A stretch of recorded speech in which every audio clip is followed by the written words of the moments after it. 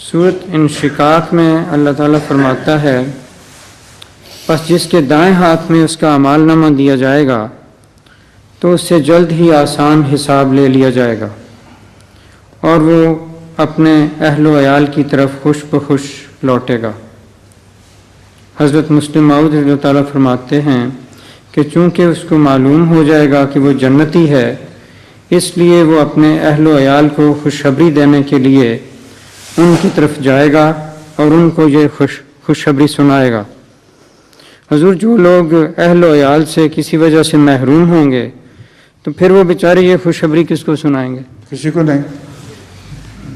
یہ تو موقع محل کی بات ہے، اتنی عقل تو کرنی چاہیے کہ اہل و عیال جن کے ہوں گے وہ سنائیں گے، جن کی کوئی نہیں ان کی روحانی اولاد جو ہوگی اس کو سنا دیں گے۔ آخر میں آخر تو ہو چکا ہے آپ کا